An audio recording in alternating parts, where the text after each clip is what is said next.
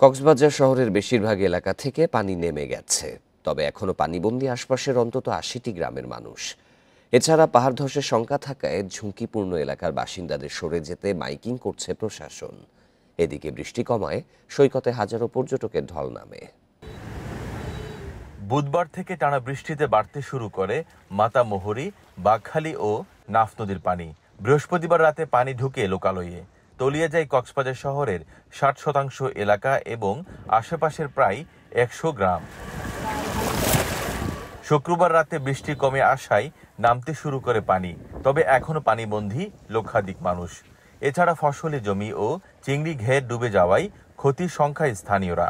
আমাদের ঘরবাড়ি ডুবে গেছে, গাছপালা পড়ে, এমনকি যেত পরিমাণ পানি উঠছে খাদ্য পর্যন্ত রান্না করতে পারতেছি না। কিছু ঘর পানিবন্দী, আবার কিছু পানি নেমে গেছে বৃষ্টি কমার কারণে, এখন কাদা আছে ঘরের মধ্যে। তবে বৃষ্টি কমলেও কমেনি পাহাড় ধসের আশঙ্কা। ঝুঁকিপূর্ণ এলাকার বাসিন্দাদের নিরাপদে সরিয়ে নেওয়ার চেষ্টায় প্রশাসন।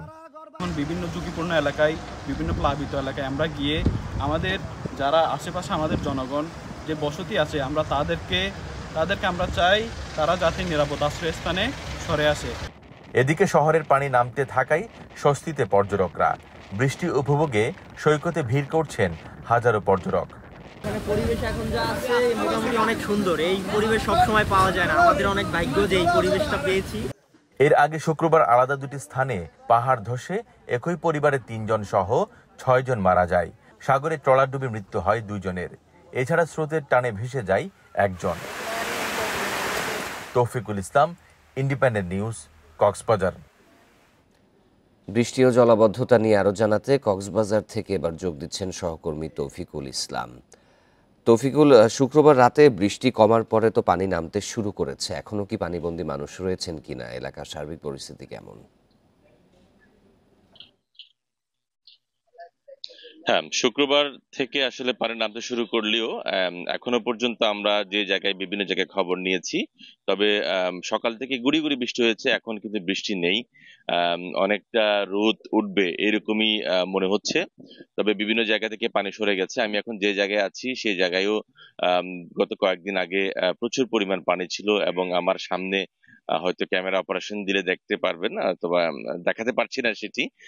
তো সেখানে একটি কালভার্ট ভেঙে গিয়েছিল, তবে স্থানীয়দের সহযোগিতায় সেখানে মোটামুটি যান চলাচল স্বাভাবিক করেছে। তবে এখানে সবচেয়ে বড় ভোগান্তির বিষয় হচ্ছে পানি নেমে যাওয়ার পরেই এখানে যে সকল ঘরে পানি ঢুকেছে তাদের ঘর কর্দমাক্ত, এবং তাদের ঘরে এখনো পর্যন্ত রান্না করার মতো কোনো ব্যবস্থা নেই।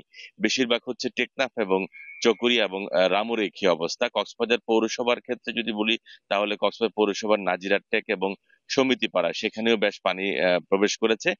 সমিতি পাড়া এবং নাজিরাটেকের বিষয়টি হচ্ছে একটু ভিন্ন, যেহেতু সমুদ্রের একেবারে কূল ঘেঁষে তাদের গ্রাম, সেখানে জোয়ার ভাটার সময় পানি চলে আসে। তবে এখন পানি নেই, আমি খবর নিয়েছি। তবে সেখানকার মানুষের দুর্ভোগ কিন্তু শেষ নেই।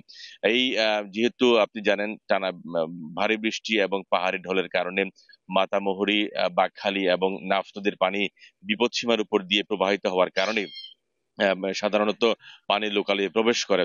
তো সেই ক্ষেত্রে এখন পরিস্থিতি অনেকটা স্বাভাবিক। এখানে পানি প্রবেশ করার ফলে বীজতলা নষ্ট হয়েছে, বিভিন্ন ফসলি জমি নষ্ট হয়েছে। তবে এখনো পর্যন্ত জেলা প্রশাসনের পক্ষ থেকে কি পরিমাণ ফসলি জমি নষ্ট হয়েছে সেটি নিরূপণ করা সম্ভব হয়নি। আমরা যখন পানি উঠতে দেখি তখন কিন্তু কক্সবাজার শহরের হোটেল মোটেল জোনে সেখানে পানি উঠেছিল, বিভিন্ন হোটেলের বেসমেন্টে পানি প্রবেশ করতে আমরা দেখেছি। তবে পর্যটনের ক্ষেত্রে আমরা দেখেছি এইবারের চিত্রটা অনেকটা ভিন্ন। কক্সবাজার অন্তত ২০ থেকে ৩০ হাজার পর্যটক এই বৃষ্টির মধ্যে কিন্তু তারা এই বৃষ্টি উপভোগ করতে এসেছিল। আমি সমুদ্র সৈকতে দেখেছি সেখানে অসংখ্য পর্যটক, তারা তাদের মনের মতো করে ঘুরে বেড়াচ্ছে। তো সবকিছু মিলিয়ে হচ্ছে কক্সবাজারের বর্তমান অর্থাৎ আজকের পরিস্থিতি অনেকটা স্বাভাবিক, এখন বৃষ্টি নাই বললে চলে। এবং যেই যদি বৃষ্টি বেশি হয় তাহলে এখানে জলাবদ্ধতার সৃষ্টি হয়। এই জলাবদ্ধতার জন্য আসলে কক্সবাজারের শহরের যে জলাবদ্ধতা, সেটির জন্য এখানকার ড্রেনেজ ব্যবস্থাকে দায়ী করছেন এলাকার মানুষ। বৃষ্টি কমার পর কক্সবাজারের পরিস্থিতি জানাচ্ছিলেন সহকর্মী তৌফিকুল ইসলাম।